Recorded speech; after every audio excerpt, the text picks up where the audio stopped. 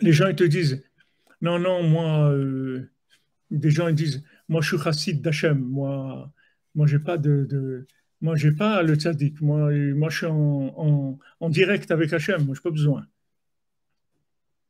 Mais ça, c'est de la picorsoute, quelqu'un qui dit ça. Parce que c'est Hachem qui a dit, Ve'aminu b'Hachem Moshe Avdo. C'est Hachem qui a dit ça. Ve'gam becha ya'aminu le'olam. C'est Hachem qui a dit ça. Il a dit à Moshe Rabbeinu.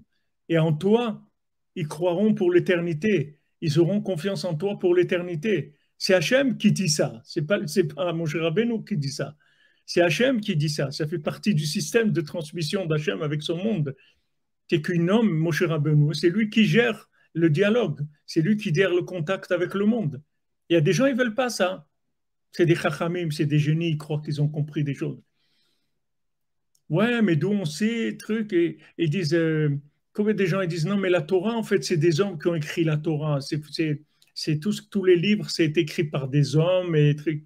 Mais en fait, ces gens-là, qu'est-ce qu'ils veulent? Ils essayent de s'esquiver, ils cherchent des alibis pour partir, c'est tout. Alors ils trouvent des théories comme ça. Non, mais en fait, les livres de Torah, c'est des gens, c'est des hommes qui ont écrit, c'est pas Hachem, c'est pas. Ils ont plein de théories, mais c'est pour eux, c'est parce que ils ont pas envie, ça leur fait peur, etc. Ils trouvent des alibis. Mais le Chacham, il finit, la conclusion du Chacham, c'est que le roi, il n'existe pas. C'est ça sa conclusion. Toi, il commence par de la fausse humilité en disant, mais qui je suis, moi, que le roi il m'envoie chercher, et tout. Alors que lui, c'est un génie. Il a des preuves que c'est un génie. Il a passé des diplômes en 3 mois, ce que ça prend déjà en 3 ans. En 3 mois, lui, il apprend et il devient plus fort que celui qui lui enseignait. Dans la médecine, dans la philosophie, dans les orfèvre, couturier et tout. Il devient plus fort que le maître. Donc, c'est vraiment un génie.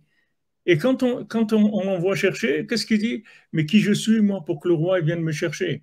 C'est, il n'a pas confiance en lui du tout, du tout, du tout. D'ailleurs, c'est pour ça qu'il a besoin d'être un génie. Parce qu'il n'a pas confiance en lui. Celui qui a confiance en lui, il n'a pas besoin de devenir un génie. Il peut être un cordonnier avec des chaussures à 3 coins, il a besoin d'un génie.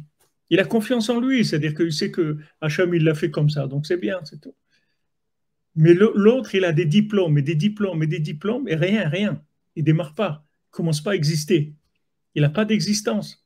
Il croit qu'avec tous ces diplômes, il va exister. Mais en fait, voilà, il a eu tous ces diplômes-là. Il est resté aussi nul à ses yeux qu'avant qu'il ait tout ça. Donc, il ne croit pas que le roi il puisse l'envoyer chercher. Comme il y a des gens, même religieux et tout, tu leur dis fais de beau des doutes.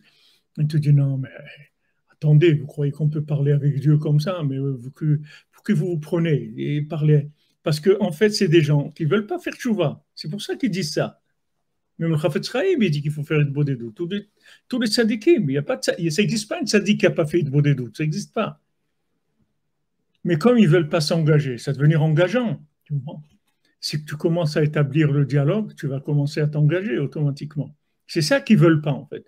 Et quand ils te disent, mais non, nous, on est trop loin pour parler avec Dieu, vous croyez que Dieu, il va écouter mes paroles? Pourquoi Dieu, mais toi, tu crois que c'est des gens qui ont de l'humilité. C'est pas vrai. C'est pas de l'humilité. C'est des alibis pour sauver, c'est tout.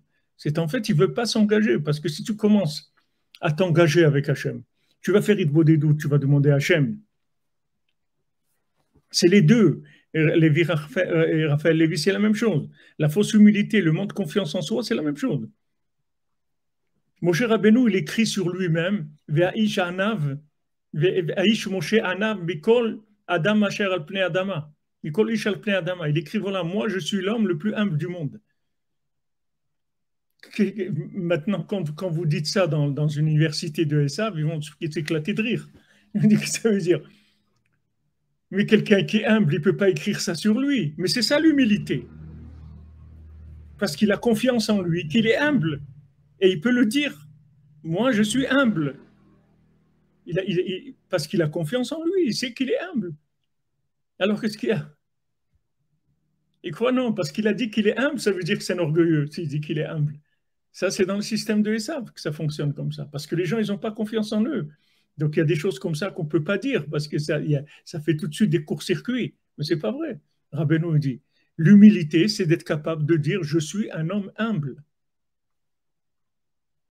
comme un Breslever une fois pourri, mais il a pris sa barbe, il lui dit, voyez cette barbe-là, ça fait 20 ans ou 30 ans, et elle n'a jamais eu une mauvaise pensée. J'ai jamais eu une seule mauvaise pensée depuis 20 ou 30 ans.